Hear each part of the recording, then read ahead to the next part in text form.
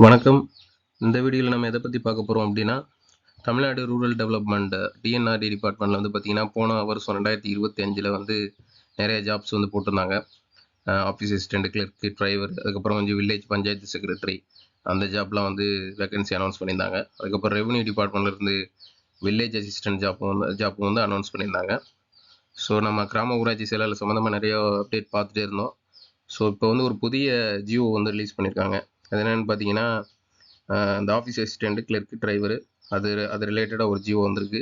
So அதை பற்றி என்ன, ஸோ 2025 ஆல்ரெடி அந்த வேலைகளுக்கு கொடுக்கப்பட்ட வேகன்சி என்ன நடந்துச்சு, ஸோ அப்புறம் கிராம ஊராட்சி செயலாளரோட நிலவரம் என்ன, அப்புறம் வில்லேஜ் அசிஸ்டண்ட் என்ன, இதை பற்றி தான் அந்த வீடியோவில் வந்து நமக்கு தெரிஞ்ச டீட்டெயில்ஸை வந்து பார்க்கலான் இருக்கோம். ஸோ வாங்க வீடியோக்குள்ளே போகலாம். ஸோ இதான் தும்னையிலையும் பார்த்துருப்பீங்க. ஸோ இதை பற்றி டீட்டெயில்ஸ் வந்து கொஞ்சம் டீட்டெயில்டாக பார்ப்போம். இது ஒரு ஜியோ வந்து இப்போ ரிலீஸ் பண்ணியிருக்காங்க. 22/1/2026 வந்து ஒரு ஜியோ வந்து ரிலீஸ் பண்ணியிருக்காங்க. இந்த ஜியோ என்னன்னு பார்த்தீங்கன்னா, செக்ரட்டரியேட் ஆஃபீஸில் இருந்து, அதாவது அரசு தலைமைச் செயலகத்திலேருந்து, தலைமைச் செயலாளர்கிட்ட இருந்து இந்த ஜியோ வந்து வெளியிடப்பட்டிருக்கு. இது யாருக்கு அப்படின்னா வந்து இந்த ஊரக வளர்ச்சி மற்றும் ஊராட்சி துறையில் இருக்கக்கூடிய ஆணையருக்கு வந்து இந்த ஜியோ வந்து அமைச்சிருக்காங்க. இதில் நீங்கள் படித்து பார்த்தீங்கன்னா எனக்கு தெரியும். ஸோ அதே தான் ஆஃபீஸ் அசிஸ்டண்ட், கிளர்க்கு, அப்புறம் டிரைவர், இந்த ஜாபுக்குலாம் வந்து பார்த்தீங்கன்னா காலி பணியிடங்கள் இருக்குது. மாவட்ட வாரியாக மற்றும் ஒன்றிய அளவில் வந்து இதோட காலி பணியிடங்கள் இருக்குது. ஸோ இந்த காலி பணியிடங்கள் வந்து 597, 112 இரவு காவலர் பணியிடங்கள் தவிர்த்து மொத்தம் 597 பணியிடங்கள் இருக்குது. ஸோ இதை வந்து நிரப்பிக்கொள்ள உங்களுக்கு அனுமதி வழங்கப்படுகிறது அப்படிங்கிற மாதிரி ஊரக வளர்ச்சி மற்றும் ஊராட்சித்துறை ஆணையருக்கு வந்து கூடுதல் தலைமைச் செயலாளர் வந்து இந்த ஜியோ வந்து அனுப்புகிற மாதிரி இதை வந்து ரிலீஸ் பண்ணியிருக்காங்க. ஸோ மொத்தம் வந்து பார்த்தீங்கன்னா 709 காலி பணியிடங்களை வந்து நிரப்ப கோரி ஆணையர் வந்து தலைமைச் செயலகத்தில் கேட்டிருக்காங்க, இதில் போட்டிருக்காங்க. ஸோ அவங்க வந்து உரிய ஆய்வுக்கு பின்னாடி 29 மாவட்டங்கள் மற்றும் ஊரக வளர்ச்சி மற்றும் ஊராட்சி இயக்கத்தில் 3 வருஷத்துக்கு மேலே காலியாக இருக்கக்கூடிய அரசு மற்றும் ஒன்றிய தரப்பின் கீழ் இருக்கிற மொத்தம் 597 பணியிடங்கள், 112 இரவு காவலர் பணியிடங்கள் தவிர்த்து நிரப்பிக்கொள்ள அனுமதி வழங்கப்படுகிறதுன்னு ஆணையிட்டு இந்த ஜியோ வந்து ரிலீஸ் பண்ணியிருக்காங்க. ஜியோவில் வந்து எந்தெந்த மாவட்டங்களில் எவ்வளோ வேகன்சி இருக்குது அப்படிங்கிற டீட்டெயில் போட்டு இது வந்து இவங்களுக்கு அனுமதி கொடுக்கப்பட்டது ஜியோவை தான் வெளியிட்டிருக்காங்க.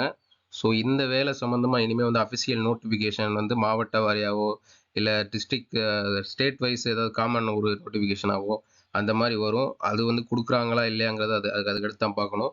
ஸோ ஏற்கனவே போடப்பட்ட வேலைகளை இன்ன வரைக்கும் ஃபில் பண்ணாமல் காலதாமதம் ஆகி பல்வேறு காரணங்கள் தெரிஞ்சும் தெரியாமலும் இழுத்துக்கிட்டே போயிட்டுருக்கு. ஸோ இன்னும் 1 மந்த்து தான் இருக்குது எலெக்ஷன் அனௌன்ஸ் பண்ணுறதுக்கு. பிப்ரவரி லாஸ்ட் வீக்கில் அனௌன்ஸ் பண்ணிடுவாங்க, இல்லை மார்ச் ஃபர்ஸ்ட் வீக்கில் அனௌன்ஸ் பண்ணிடுவாங்க. ஸோ இனிமேல் இந்த வேலைக்கு இவங்க அனுமதி கொடுத்தாலும் இவங்க வந்து அதை செயல்படுத்தி இந்த வேலையை மறுபடியும் போடுறாங்களா அப்படிங்கிறது கேள்விக்குறி தான். ரெண்டாவது, இதே வேலை தான் வந்து போன 2025 போடப்பட்டிருக்கு. ஸோ அதில் என்ன நடந்துச்சுங்கிறது அப்ளை பண்ண நிறைய பேருக்கு தெரியல. ஸோ அதை பற்றி நம்ம அடுத்து பார்ப்போம். ஸோ அதுக்கு முன்னாடி வந்து என்னோட சப்ஸ்கிரைபருக்கு நிறைய நன்றிகள் சொல்லிக்கிறேன். இன்ஸ்டாகிராமில் வந்து நிறைய பேர் காண்டாக்ட் பண்ணுறாங்க, நிறைய பேர் டவுட்டும் கேட்குறாங்க. அது போக அவங்க நிறைய இன்ஃபர்மேஷன் இந்த ஜாப்ஸ் வந்து டிஎன்ஆர்டி, இது வில்லேஜ் அசிஸ்டண்ட், அது அவங்களுக்கு தெரிஞ்ச தகவல்களையுமே எனக்கு ஷேர் பண்ணுறாங்க. ஸோ இந்த ஜியோ கூட ஒரு நண்பர் தான் ஷேர் பண்ணியிருந்தாரு. ஸோ இந்த ஜியோ சம்மந்தமாக ஒரு சில சேனல்ஸில் ஆல்ரெடி வீடியோஸும் வந்துருச்சு.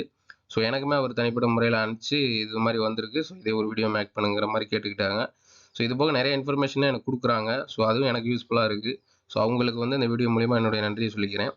ஸோ இந்த ஜியோ வந்திருக்கு. ஸோ இன்ன வரைக்கும் வேலைக்கு அப்ளை பண்ணுற அப்ளிகேஷனோ இல்லை ஒரு நோட்டிஃபிகேஷனோ இனிமேல் வெளியிடலை. அது வெளியிடுவாங்களாங்கிறது தெரியல. ஸோ ஒருவேளை பிப்ரவரிக்குள்ளே ஃபில் பண்ணணுங்கிற கணக்கில் வந்து அது போட்டிருக்காங்களா இல்லை அப்படிங்கிறது அவங்களோட டிபார்ட்மெண்ட்டுக்கு தான் தெரியும். ஸோ இது என்னன்னு பொறுத்திருந்து தான் பார்க்கணும்.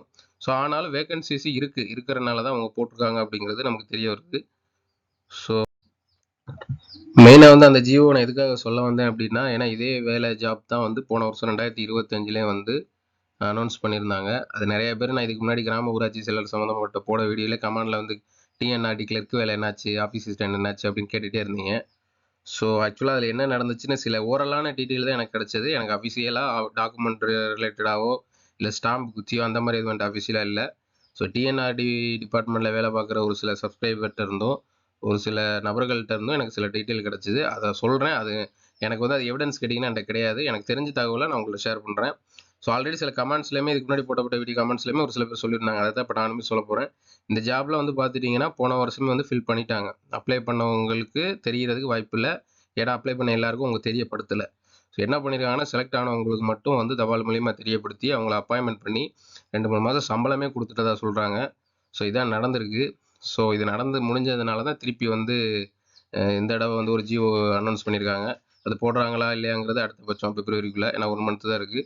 ஆனால் இதுக்கு முன்னாடி போன வருஷம் அனௌன்ஸ் பண்ண அந்த ஜாப்ஸ்லாம் வந்து ஃபில் பண்ணிட்டாங்க. அலுவலக உதவியாளர், எழுத்து ஓட்டுநர் வேலைகள் என்ன ஆனதுன்னு எதிர்பார்த்துட்டு இருக்கிறவங்களுக்கு முடிவு வந்தது தான். வேலை போட்டுட்டாங்க, சம்பளமும் கொடுக்க ஆரம்பிச்சிட்டாங்க. ஸோ அப்ளை பண்ணவங்க அது ரிசல்ட் என்னன்னு வரல அப்படின்னு எதிர்பார்த்துட்டு இருக்கிறவங்களுக்கு இனி அதனால் ஒன்றும் ஆக போகிறதில்ல. ஸோ அது வந்து ஃபில் பண்ணிட்டாங்க. ஸோ உங்கள் தரப்புல இருந்தும் நீங்கள் அதை ஏதாவது செக் பண்ண முடியுமான்னு பார்த்துக்குங்க. ஆக்சுவலாக அவங்க வந்து அவங்க அஃபிஷியலாக ரிலீஸ் பண்ணியிருக்கணும். ரிலீஸ் பண்ணல. நம்ம ஊரில் எல்லாமே இப்படி தான் நடக்குது. நம்ம எல்லாத்துக்குமே கோர்ட்டுக்கு போயிட்டு படியேறி அவங்களுக்கு கேஸ் போட்டு தான் எல்லாத்தையும் இல்லை ஆர்டிஐ அப்ளை பண்ணி இந்த மாதிரி தான் நமக்கு தகவல் இது பண்ண வேண்டியது இருக்குது. ஸோ கவர்மெண்ட் வந்து நம்மளை வந்து ஒரு சாதாரண ஒரு ஆளாக வந்து மதிக்கிறதே கிடையாது. ஸோ அவங்க இஷ்டத்துக்கு என்ன பண்ணுறணுமோ பண்ணுறாங்க. ஸோ இந்த வேலையிலையுமே வந்து நிறைய முறைகேடு நடந்ததை ஒரு சில பேர் சொல்கிறாங்க. இது எந்தளவுக்கு உண்மைன்னு எனக்கு தெரியல. செலக்ட் ஆக வேண்டியவங்களை வெளியிட்டு நீக்கிட்டு செலக்ட் ஆக தகுதி இல்லாதவங்களை அடுத்த கேட்டகரியில் இருந்தவங்களாம் செலக்ட் பண்ணதாகவும், கொஞ்சம் காந்தி தாத்தா கட்டுக்கள் கொஞ்சம் நிறைய வேலை செஞ்சதாகவும் சொல்கிறாங்க. ஸோ பொதுவாகவே எல்லாருக்கும் தெரியும், இன்டர்வியூ மட்டும் இருக்கக்கூடிய ஜாப்களை நம்ம ஊரில் எப்படி நடந்துட்டு இருக்குன்னா, டிஎன்பிசிலேயே முறையீடு நடந்ததெல்லாம் கேசஸ் நடத்திட்டு இருக்காங்க. ஸோ வெறும் இன்டர்வியூ மட்டும் வச்சு எடுக்கக்கூடிய வேலையில் எப்படி இருக்குன்னு சொல்லுங்கள். ஸோ அதுக்கு சான்சஸ் நிறைய இருக்குது அந்த மாதிரி தவறுகள் நடக்கிறதுக்கு. ஸோ 2வது கிராம ஊராட்சி செயலாளர் வேலை என்ன நடந்துச்சு அப்படிங்கிறது எல்லாரும் எதிர்பார்த்துட்டு இருப்பீங்க. ஸோ இந்த வேலை தான் இன்டர்வியூ ப்ளஸ் மெரிட் லிஸ்ட்டு அப்படிங்கிற மாதிரி வந்தது. ஸோ அந்த மெரிட் லிஸ்ட்டு அப்படிங்கிறது வந்ததுனால தான், மெரிட் பேசிஸ்ங்கிறனால தான் நானுமே இந்த ஜாப்பை நம்பினேன். ஏன்னா இதில் முறைகேடு நடந்தால் தெரிஞ்சிடும். அதனால தான் வந்து மெரிட் பேசிஸ்ன்றதுனால நானுமே இந்த வேலையிலையுமே கொஞ்சம் ஃபோக்கஸ் பண்ணியுமே நிறைய இன்ஃபர்மேஷன் கேதர் பண்ணியுமே வீடியோ போட்டேன். ஸோ இதை கொஞ்சம் நம்பலாம். ஆஃப்டர் இன்டர்வியூ இன்னும் கண்டக்ட் பண்ணல. ஆஃப்டர் இன்டர்வியூ எதுவும் நடக்கலாம், மேபி தவறுகள் நடக்கலாம் எனக்கு தெரியல. ஆனால் இப்போ வரைக்கும் மெரிட் பேசிஸில் நல்லபடியாக நடந்திருக்கு. ஸோ இன்டர்வியூ வந்து அவங்களோட செலெக்ஷன் கமிட்டி முடிவு பண்ணுறது தான். 15 மார்க்கு நம்மளோட தலையெழுத்து வந்து அவங்க கையில் தான் இருக்குது. இன்டர்வியூ எப்போ நடக்கும் அப்படிங்கிறத எல்லாரோட எதிர்பார்ப்பும். நாளைக்கு கோர்ட்டில் வந்து செவ்வாய்க்கிழமை ஹியரிங் வரதா சொல்லியிருக்கிறாங்க. ஸோ அதில் வந்து பெட்டிஷன் போட்டவங்க தரப்புலேருந்து உள்ள வக்கீல் வந்து கன்ஃபார்மாக வந்துடும், நல்லபடியாக வந்துடும், இன்டர்வியூ வைக்க சொல்லிடுவாங்க அப்படின்னு சொல்லிட்டு அவர் சொல்லியிருக்கிறாரு. ஸோ இருந்தாலும் நம்ம பார்ப்போம் நாளைக்கு கேஸ் என்ன ஆகுதுன்னு. ஸோ நம்ம கோர்ட்டையும் நம்பிக்கிட்டு இருக்க முடியாது. கவர்மெண்ட் சைடில் எதுக்கு நிப்பாட்டிருக்கேன் இன்ன வரைக்கும் தெரியல. எனக்கு கேசஸ் ஒரு பாட்டில் நடந்துட்டு இருக்கும். இவங்க இன்டர்வியூ கண்டக்ட் பண்ணுறதுனா பண்ணலாம். விசாரித்த வரைக்கும் எந்த பிரச்சனையும் இல்லைன்னு தான் சொல்கிறாங்க. வேறு அரசியல் தலையீடு இருக்கான்னு விசாரித்து பார்த்தா அதுவும் இல்லைங்கிற மாதிரி சொல்கிறாங்க.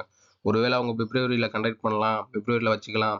எப்படி வந்து டிசம்பர் 12ஆம் தேதி வந்து இன்டர்வியூ அனௌன்ஸ் பண்ணி 5ஆம் தேதி டிசம்பர் 5ல் வந்து எல்லாரும் ஹால் டிக்கெட் அனுப்புனாங்களோ, ஸோ அந்த 1 வீக் பிஃபோரில் வந்து இவங்க ஏதாவது ஆல்ரெடி ஃபிக்ஸ் பண்ணி வச்சிருக்கலாம். ஒருவேளை பிப்ரவரி 12ஆம் தேதி இல்லை பிப்ரவரி 20க்குள்ளே அவங்க ஏதாவது கண்டக்ட் பண்ணுற மாதிரி ஒரு டேட் ஃபிக்ஸ் பண்ணியிருந்திருக்கலாம்.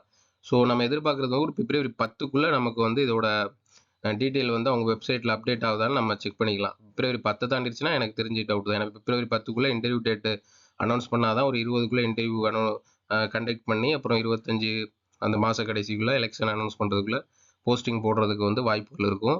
ஸோ இதுதான் நிலவரம். நம்ம வந்து டேரெக்டாக அவங்க டிபார்ட்மெண்ட்டில் யாரையும் ரீச் பண்ண முடியல. ஆனால் இப்போதைக்கு நம்மக்கிட்ட இருக்கிறது கோர்ட்டு தான். கோர்ட்டில் ஒரு ஆர்டர் போட்டு கோர்ட்டில் அந்த ஆர்டர் கிடச்சிருச்சு அப்படின்னா நம்ம ரொம்ப உறுதியாக நம்பிடலாம்.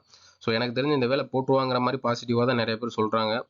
ஸோ எலெக்ஷனுக்கு முன்னாடி அவங்களுக்குமே நிறைய ஆள் தேவைப்படுது. அப்புறம் இன்னொரு பக்கம் ஊராட்சி செயலாளர் ஒரு பக்கம் போராடிட்டு இருக்காங்க, கிராம உதவியாளர்களும் போராடிட்டு இருக்காங்க. ஸோ அது வேறு கணக்கு, அதுக்கு இதுக்கு சம்மந்தம் இல்லை. பட் ஆனால் எலெக்ஷன் டைமில் எலெக்ஷன் டியூட்டி பார்க்குறதுக்கு நிறைய ஆட்கள் தேவைப்படுது. அதுபோக இது ஜிஓ ரிலேட்டடானது.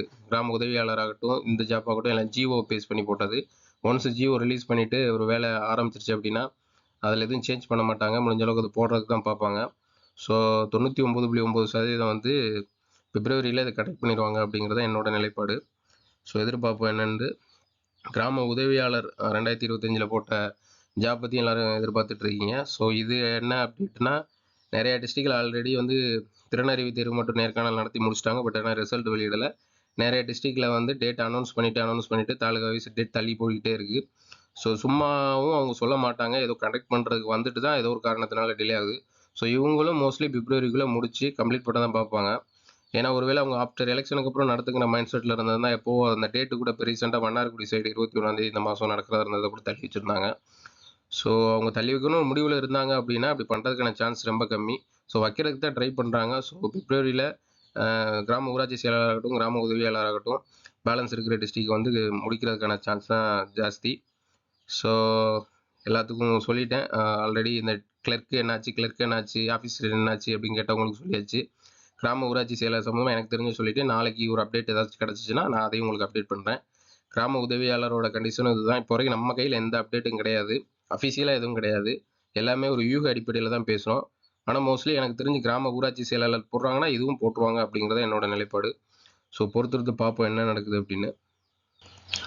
ஸோ இதையும் எப்பயும் போல் பார்த்துட்டு இதில் நெகட்டிவ் கமெண்ட்ஸ் கொடுக்குறவங்க நிறைய பேர் இருப்பாங்க. 10 நிமிஷம் வீடியோ, 11 நிமிஷம் வீடியோ, ஒரு இன்ஃபர்மேஷன் இல்லை அப்படின்னு சொல்லிட்டு. இன்ஃபர்மேஷன் எடுத்துக்கிறவங்க பாசிட்டிவாக எடுத்துக்கிறவங்க எடுத்துக்கங்க, நெகட்டிவாக எடுக்கிறவங்க நெகட்டிவாக எடுத்துக்கங்க. இதில் ஏதோ ஒரு 4 பேருக்கு யூஸ்ஃபுல்லானவங்களும் எனக்கு சந்தோஷம் தான். நாளைக்கு என்னன்னு எனக்கு அப்டேட் கிடைச்சதும் நான் உங்களுக்கு அப்டேட் பண்ணுறேன். Thank you. Subscribe our channel. Thanks for watching. Thank you for your support. Keep support.